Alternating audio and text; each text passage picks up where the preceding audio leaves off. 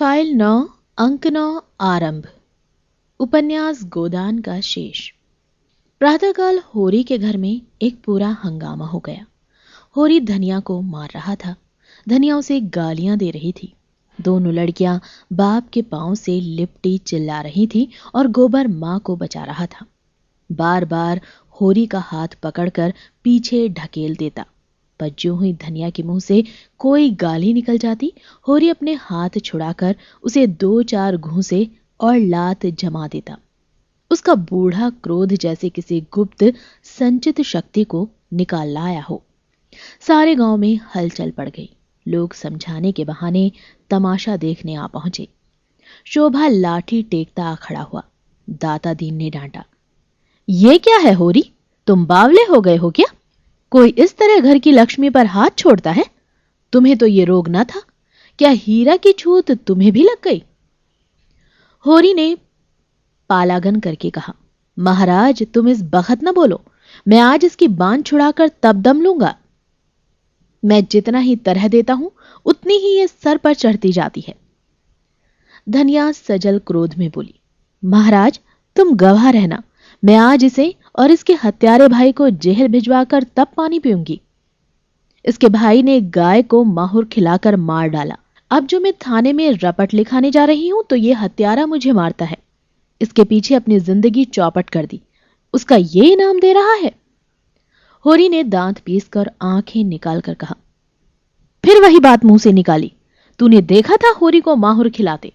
तू कसम खा जा कि तूने हीरा को गाय की नांद के पास खड़े नहीं देखा था? हां, मैंने नहीं देखा, कसम खाता हूं।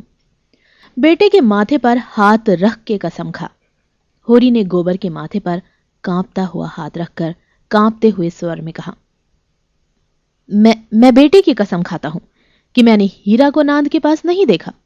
धनिया ने जमीन पर थूक कर कहा, थू, थूड़ी है तेरी छुटाई पर। तूने खुद मुझसे कहा कि हीरा चोरों की तरह नांद के पास खड़ा था और अब भाई के पक्ष में झूठ बोलता है। थूड़ी है। अगर मेरे बेटे का बाल भी बांका हुआ तो घर में आग लगा दूंगी, सारी गृहस्थी में आग लगा दूंगी। भगवान, आदमी मुंह से बात कहकर इतनी बेशर्मी से मुकर जाता है। होरी पांव पटक कर बोला, धनिया गुस्सा मत दिला, नहीं बुरा होगा। मार तो रहा है और मार ले।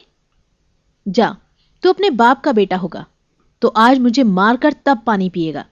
पापी ने मारते मारते मेरा भुरकस निकाल दिया, फिर भी इसका जी नहीं भरा। मुझे मारकर समझता है मैं बड़ा वीर हूं, भाइयों के सामने बिल्ली बन जाता है। पापी कहीं का, हत्यारा। फिर वो बैन कहकर रोने लगी। इस घर में आकर उसने क्या नहीं झेला, किस किस तरह का पेट तन नहीं काटा, किस तरह एक एक लत्ते को तरसी, किस तरह एक एक पैसा प्राणों की तरह संजवा, किस तरह घर भर को खिलाकर आप पानी पीकर सोई रही।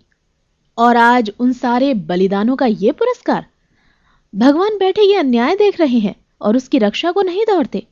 गज की और द्रौपदी की रक्षा करने बैकुंठ से दौड़े थे, आज क्यों नींद में सोए हुए हैं? जनमत धीरे धीरे धनिया की ओर आने लगा। इसमें अब किसी को संदेह नहीं रहा कि हीरा ने ही गाय को जहर दिया। होरी ने बिल्कुल झूठी कसम खाई है, इसका भी लोगों को विश्वास हो गया। गोबर को भी बाप की इस झूठी कसम और उसके फलस्वरूप आने वाली विपत्ति की शंका ने होरी के विरुद्ध कर दिया। उस पर जो दाता दीन ने डांट बताई तो होरी परास्त हो गया, चुपके से बाहर चला गया। सत्य ने विजय पाई। दाता दीन ने शोभा से पूछा, तुम कुछ जानते हो शोभा, क्या बात हुई? शोभा जमीन पर लेटा हुआ बोला, मैं तो महाराज 8 दिन से बाहर नहीं निकला। होरी दादा कभी कभी जाकर कुछ दे आते हैं, उसी से काम चलता है। रात भी वो मेरे पास गए थे।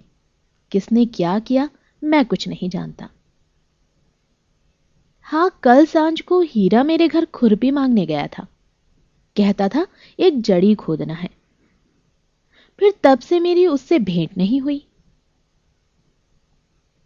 धनिया इतनी शह पाकर बोली, पंडित दादा ये उसी का काम है। शोभा के घर से खुरपी मांगकर लाया और कोई जड़ खोदकर गाय को खिला दी। उस रात को जो झगड़ा हुआ था उसी दिन से वो खार खाए बैठा था। दाता दीन बोले, ये बात साबित हो गई तो उसे हत्या लगेगी। पुलिस कुछ करे या ना करे, धर्म तो बिना दंड दिए ना रहेगा। चली तो जा रुपया, हीरा को बुला ला, कहना पंडित दाता दीन बुला रहे हैं। अगर उसने हत्या नहीं की तो गंगा जली उठा ले और चौरे पर चढ़कर कसम खाए। धनिया बोली, महाराज उसकी कसम का भरोसा नहीं, चटपट खा लेगा। जब इसने झूठी कसम खा ली जो बड़ा धर्मात्मा बनता है, तो हीरा का क्या विश्वास। अब गोबर बोला, खा ले झूठी कसम, वंश का अंत हो जाए, बूढ़े जीते रहें, जवान जीकर क्या करेंगे। रूपा एक क्षण में आकर बोली, काका घर में नहीं है पंडित दादा, काकी कहती है कहीं चले गए हैं। दाता दीन ने लंबी दाढ़ी फटकार कर कहा, तूने पूछा नहीं कहां चले गए? घर में छिपा बैठा ना हो, देख तो सोना, भीतर तो नहीं बैठा है। धनिया ने टोका, उसे मत भेजो दादा, हीरा के सिर हत्या सवार है, न जाने क्या कर बैठे। दाता दीन ने खुद लकड़ी संभाली और खबर लाए कि हीरा सचमुच कहीं चला गया है। पुनिया कहती है लुटिया डोर और डंडा सब लेकर गए हैं। पुनिया ने पूछा भी कहां जाते हो, पर बताया नहीं। उसने 5 रुपए आले में रखे थे, रुपए वहां नहीं है, 7 रुपए भी लेता गया। धनिया शीतल हृदय से बोली, मुंह में कालिक लगाकर कहीं भागा गया होगा। शोभा बोला, भाग के कहां जाएगा, गंगा नहाने न चला गया हो। धनिया ने शंका की, गंगा जाता तो रुपए क्यों ले जाता, और आजकल कोई परब भी तो नहीं है। इस शंका का कोई समाधान न मिला। धारणा दृढ़ हो गई। आज होरी के घर भोजन नहीं पका, न किसी ने बैलों को सानी पानी दिया। सारे गांव में सनसनी फैली हुई थी। 2-2, 4-4 आदमी जगह जगह जमा होकर इसी विषय की आलोचना कर रहे थे। हीरा अवश्य कहीं भाग गया, देखा होगा कि भेद खुल गया, अब जेल जाना पड़ेगा, हत्या अलग लगेगी, बस कहीं भाग गया। पुनिया अलग रो रही थी, कुछ कहा न सुना, न जाने कहां चल दिए। जो कुछ कसर रह गई वो संध्या समय हल्के के थानेदार ने आकर पूरी कर दी। गांव के चौकीदार ने इस घटना की रपट की, जैसा उसका कर्तव्य था, और थानेदार साहब भला अपने कर्तव्य से कब चूकने वाले थे। अब गांव वालों को भी उनकी सेवा सत्कार करके अपने कर्तव्य का पालन करना चाहिए। दाता दीन, झिंगूर सिंह, नोखेराम, उनके चारों प्यादे, मंगरू साहा और लाला पटेश्वरी सभी आ पहुंचे और दारोगा जी के सामने हाथ बांधकर खड़े हो गए। होरी की तलबी हुई। जीवन में ये पहला अवसर था कि वो दरोगा के सामने आया। ऐसा डर रहा था जैसे फांसी हो जाएगी। धनिया को पीटते समय उसका एक एक अंग फड़क रहा था। दरोगा के सामने कछुए की भांति भीतर सिमट जाता था। दरोगा ने उसे आलोचक नेत्रों से देखा और उसके हृदय तक पहुंच गए। आदमियों की नस पहचानने का उन्हें अच्छा अभ्यास था। किताबी मनोविज्ञान में कोरे, पर व्यवहारिक मनोविज्ञान के मर्मज्ञ थे। यकीन हो गया, आज अच्छे का मुंह देखकर उठे हैं और होरी का चेहरा कह देता है, इसे केवल एक घुड़की काफी है। दरोगा ने पूछा, तुझे किस पर शुभा है? होरी ने जमीन छुई और हाथ बांधकर बोला, मेरा सुबह किसी पर नहीं है सरकार, गाय अपनी मौत से मरी है, बूढ़ी हो गई थी। धनिया भी आकर पीछे खड़ी थी, तुरंत बोली, गाय मारी है तुम्हारे भाई हीरा ने, सरकार ऐसे बौड़म नहीं है कि जो कुछ तुम कह दोगे वो मान लेगे। यहां जांच तहकीकात करने आए हैं। दरोगा जी ने पूछा, ये कौन औरत है? कई आदमियों ने दरोगा जी से कुछ बातचीत करने का सौभाग्य प्राप्त करने के लिए चढ़ा ऊपरी की। एक साथ बोले और अपने मन को इस कल्पना से संतोष दिया कि पहले मैं बोला, होरी की घरवाली है सरकार। तो इसे बुलाओ, मैं पहले इसी का बयान लिखूंगा। वो कहां है हीरा? विशिष्ट जनों ने एक स्वर में कहा, वो तो आज सवेरे से कहीं चला गया है सरकार। मैं उसके घर की तलाशी लूंगा। तलाशी? होरी की सांस तले ऊपर होने लगी। उसके भाई हीरा के घर की तलाशी न होने पाएगी। और धनिया से अब उसका कोई संबंध नहीं। जहां चाहे जाए। जब वो उसकी इज्जत बिगाड़ने पर आ गई तो उसके घर में कैसे रह सकती है? जब गली गली ठोकर खाएगी तब पता चलेगा। गांव के विशिष्ट जनों ने इस महान संकट को टालने के लिए काना फूसी शुरू कर दी। दाता दीन ने गंजा सिर हिलाकर कहा। ये सब कमाने के ढंग हैं। पूछो हीरा के घर में क्या रखा है। पटेश्वरी लाल बहुत लंबे थे, पर लंबे होकर भी बेवकूफ न थे। अपना लंबा काला मुंह और लंबा करके बोले, और यहां आया है किस लिए? और जब आया है बिना कुछ लिए दिए गया कब है? झिंगूर सिंह ने होरी को बुलाकर कान में कहा, निकालो जो कुछ देना है, यूं गला ना छूटेगा। दरोगा जी ने अब जरा गरज कर कहा, मैं हीरा के घर की तलाशी लूंगा। होरी के मुख का रंग ऐसे उड़ गया था जैसे देह का सारा रक्त सूख गया हो। तलाशी उसके घर हुई तो उसके भाई के घर हुई तो एक ही बात है। हीरा अलग सही, पर दुनिया तो जानती है वो उसका भाई है। मगर इस वक्त उसका कुछ बस नहीं। उसके पास रुपए होते तो इसी वक्त 50 रुपए लाकर दरोगा जी के चरणों पर रख देता और कहता, सरकार मेरी इज्जत आपके हाथ में है। मगर उसके पास तो जहर खाने को भी पैसा नहीं है। धनिया के पास चाहे 2-4 रुपए पड़े हों, पर वो चुड़ैल भला क्यों देने लगी? मृत्युदंड पाए हुए आदमी की भांति सिर झुकाए अपने अपमान की वेदना का तीव्र अनुभव करता हुआ चुपचाप खड़ा रहा। दाता दीन ने होरी को सचेत किया, अब इस तरह खड़े रहने से काम न चलेगा होरी, रुपए की कोई जुगत करो। होरी दीन स्वर में बोला, अब मैं क्या अरज करूं महाराज, अभी तो पहले ही की गठरी सर पर लदी है और किस मुंह से मांगू। लेकिन इस संकट से उबार लो, जीता रहा तो कौड़ी कौड़ी चुका दूंगा। मैं मर भी जाऊं तो गोबर तो है ही। नेताओं में सलाह होने लगी। दारोगा जी को क्या भेंट किया जाए। दाता दीन ने 50 का प्रस्ताव किया।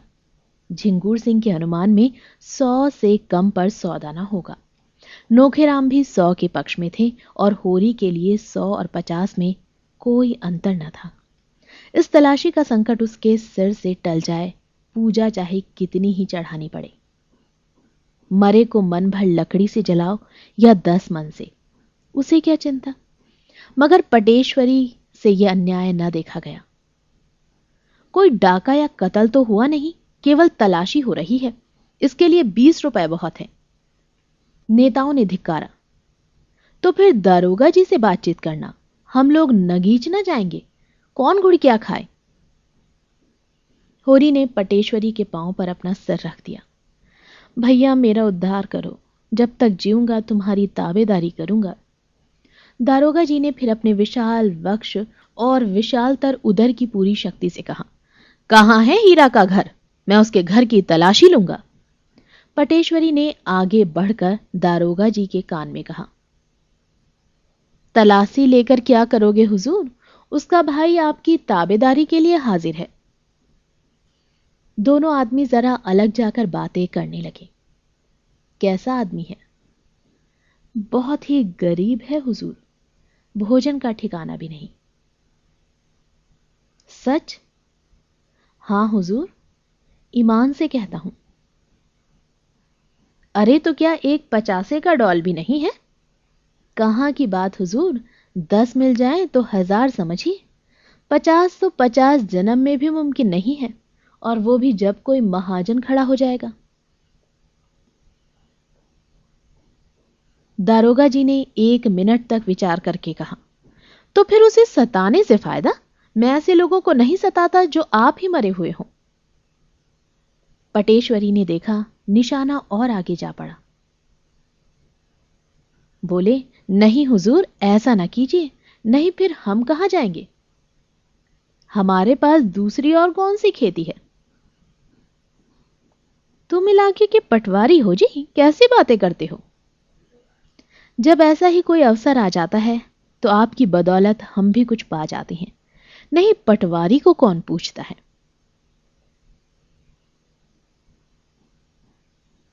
अच्छा जाओ, 30 रुपए दिलवा दो, 20 रुपए हमारे, 10 रुपए तुम्हारे।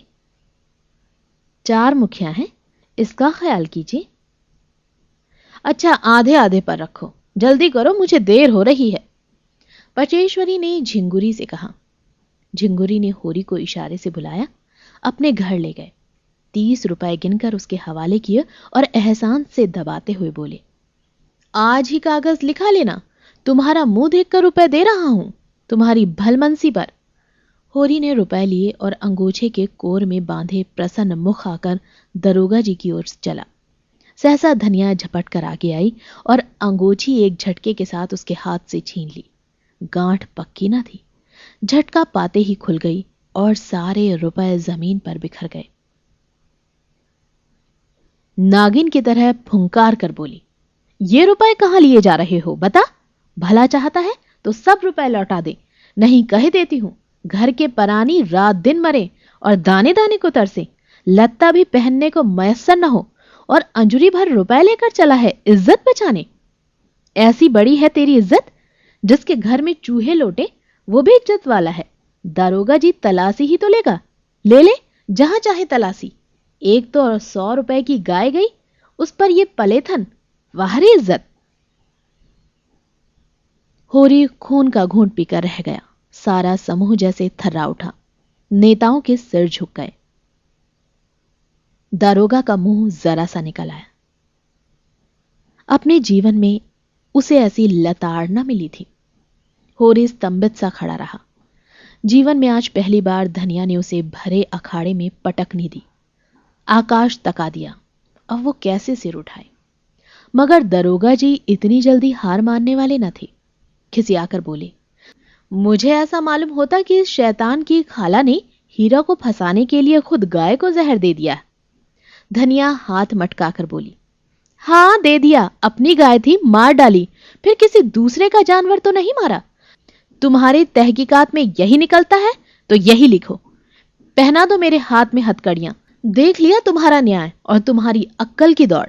गरीबों का गला काटना दूसरी बात है, दूध का दूध और पानी का पानी करना दूसरी बात। होरी आंखों से अंगारे बरसाता धनिया की ओर लपका, पर गोबर सामने आकर खड़ा हो गया और उग्र भाव से बोला, अच्छा दादा, अब बहुत हुआ, पीछे हट जाओ, नहीं मैं कह देता हूं, मेरा मुंह ना देखोगे। तुम्हारे ऊपर हाथ ना उठाऊंगा, ऐसा कपूत नहीं हूं, यहीं गले में फांसी लगा लूंगा।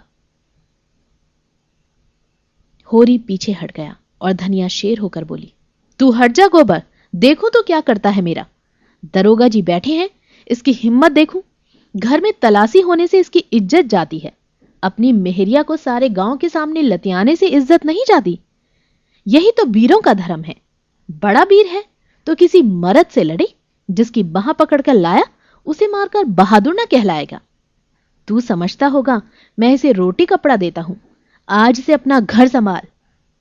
देख तो इसी गांव में तेरी छाती पर मूंग दलकर रहती हूं कि नहीं, और इससे अच्छा खाऊं पहनूंगी, इच्छा हो तो देख ले। होरी परास्त हो गया। उसे अब ज्ञात हुआ स्त्री के सामने पुरुष कितना निर्बल, कितना निरुपाय है। नेताओं ने रुपए चुनकर उठा लिए और दरोगा जी को वहां से चलने का इशारा कर रहे थे। धनिया ने एक ठोकर और जमाई, जिसके रुपए हो ले जाकर उसे दे दो, हमें किसी से उधार नहीं लेना है, और जो देना है तो उसी से लेना। मैं दमड़ी भी न दूंगी, चाहे मुझे हाकिम के इजलास तक ही चढ़ना पड़े। हम बाकी चुकाने को 25 रुपए मांगते थे, किसी ने न दिया। आज अंजुरी भर रुपए ठनाठन निकाल दिए गए हैं। मैं सब जानती हूं, यहां तो बांट बखरा होने वाला था, सभी के मुंह मीठे होते। ये हत्यारे गांव के मुखिया हैं, गरीबों का खून चूसने वाले। सूद ब्याज डेढ़ी सवाई, नजर नजराना, घूस घास जैसी भी हो, गरीबों को लूटो। उस पर सुराज चाहिए। जेल जाने से सुराज न मिलेगा, सुराज मिलेगा धर्म से। नेताओं के मुंह में कालिक सी लगी हुई थी, दरोगा जी के मुंह पर झाड़ू सी फिरी हुई थी। इज्जत बचाने के लिए हीरा के घर की ओर चले। रास्ते में दारोगा ने स्वीकार किया, औरत है बड़ी दिलेर। पटेश्वरी बोले, दिलेर नहीं है हुजूर, करकशा है। ऐसी औरत को तो गोली मार दे। तुम लोगों का काफिया तंग कर दिया उसने, 4 तो मिलते ही।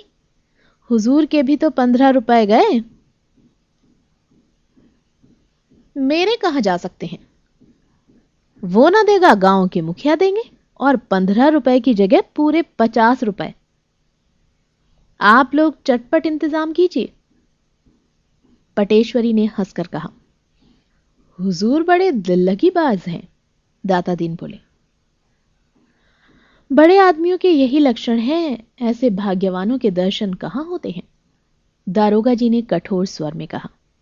यह खुशामद फिर कीजिएगा। इस वक्त तो मुझे 50 रुपए दिलवाइए नगद, और यह समझ लो कि आनाकानी की तो मैं तुम चारों के घर की तलाशी लूंगा।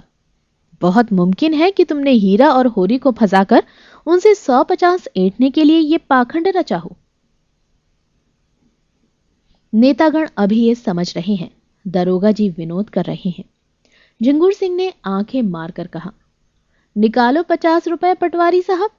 नोखेराम ने उनका समर्थन किया। पटवारी साहब का इलाका है, उन्हें जरूर आपकी खातिर करनी चाहिए। पंडित नोखेराम जी की चौपाल आ गई। दरोगा जी एक चारपाई पर बैठ गए और बोले, तुम लोगों ने क्या निश्चय किया? रुपए निकालते हो या तलाशी करवाते हो? दाता दीन ने आपत्ति की। मगर हुजूर, मैं अगर मगर कुछ नहीं सुनना चाहता। झिंगूर सिंह ने साहस किया। सरकार, ये तो सरासर। मैं 15 मिनट का समय देता हूं। अगर इतनी देर में पूरे 50 रुपए ना आए तो तुम चारों के घर की तलाशी होगी। और गंडा सिंह को जानते हो, उसका मारा पानी भी नहीं मांगता। पटेश्वरी ने तेज स्वर में कहा, आपको अख्तियार है, तलाशी ले लें। यह अच्छी दिल लगी है। काम कौन करे, पकड़ा कौन जाए।